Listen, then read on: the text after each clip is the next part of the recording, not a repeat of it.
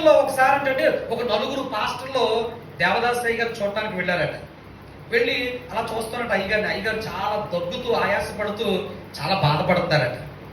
అప్పుడు ఒక పాస్టర్ గారికి మనసులో ఏమనొచ్చిందంటే, ఇంతటి మహాభక్తుడు ప్రార్థనాపరుడు ఈయనకే రోగం వచ్చి ఈయనే ఇంత బాధపడుతున్నాడు కదా, ఏంటో ఈయనకి ఎందుకు వచ్చిందో ఈ బాధ అని చెప్పేసి అని మనసులో అనుకుంటున్నాడంటే. అంటే ఆయన దృష్టిలో ఏంటి చెప్పండి, భక్తుడికి ప్రార్థనాపరుడికి ఏం రాకూడదు, అంతే కదా. ఏమా ఇప్పుడు సామాన్యులు దేవుణ్ణి నమ్మని వారు, దేవుణ్ణి నమ్మిన మనకు శ్రమలు వస్తే వాళ్ళు ఏమంటారు చెప్పండి, అంటారనరా? ప్రతి ఆదివారం గుడికి వెళ్ళిపోతాం, రోజు బైబిల్ చదివేస్తాం, రోజు ప్రార్థన చేసేస్తాం, బోల్డ్ అంత కానుకలు ఇచ్చేస్తావు, ప్రతి పండగలో నీవే ముందుంటావు, దేవుడు అంటే చెవు కోసుకొని చేస్తావు, నువ్వు చాలా భక్తిగా చాలా పరిశుద్ధంగా నీతిగా జీవిస్తావు, ఏంటి బ్రతికి ఎలా అయింది ఏంటి, నీ కుటుంబం ఎలా అయింది ఏంటి, నీకేంటి రోగం, నీకేంటి కష్టం అంటారనరా? చెప్పండి. లోకం హేళన చేస్తే చేయదంటారా? తప్పకుండా లోకం మనల్ని హేళన చేస్తుందండి. అలాంటప్పుడు మనకు కూడా ఏమొస్తుంది మనసులో చెప్పండి, అనుమానం అనేది మొదలవుతుంది అన్నమాట అండి. నీలో ఆ అనుమానాన్ని కలిగించడానికే అపవాదైన సాతాను లోకం చేత ఆ మాటలు అనిపిస్తుంది. నిజంగా నువ్వు నమ్ముకున్న దేవుడు గొప్పోడైనా, నువ్వు నమ్ముకున్న యేసయ్య గొప్పోడైతే ఈ కష్టాలు నీకు ఎందుకు వస్తున్నాయి అంటూ పిల్లరా చూడండి. మరి యోబు భార్య సిప్పోరా యోబును శోధించినట్లుగా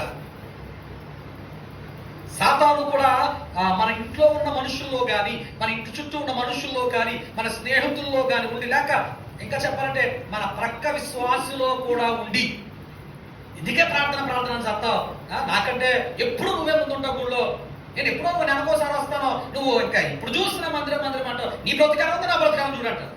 ఎవరు చెప్పండి? మన పక్కన విశ్వాసే.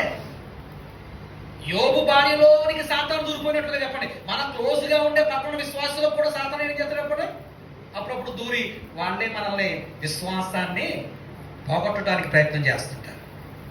అటు లోకం, మన ఇంట్లో ఉన్నవారు, ఇటు మన తోటి విశ్వాసులు కూడా పిల్లారా మనలో అనుమానాన్ని వారు కలిగిస్తూ ఉంటే, దేవుని పట్ల అవిశ్వాసాన్ని కలిగించడానికి ప్రయత్నిస్తూ ఉన్నప్పుడు పిల్లారా నీకు కూడా అట్టి అనుమానం కానీ అధైర్యం కానీ కలుగుతుంది దేవుడి మీద.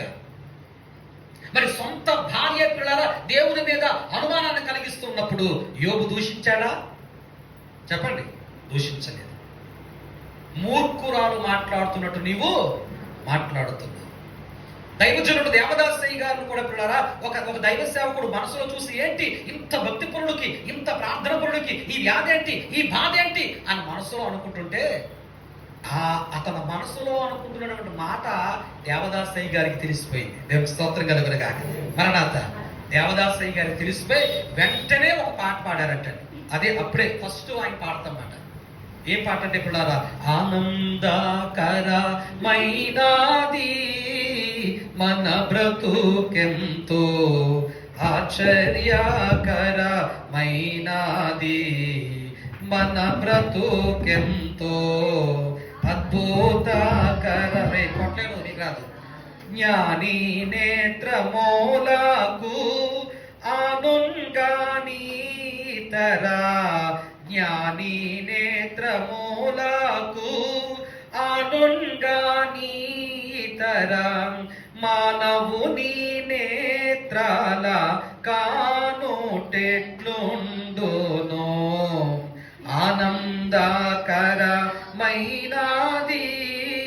మన బ్రతుకెంతో ఆశ్చర్యకరమైనది మన బ్రతుకెంతో ఉపయోగకరమైనది.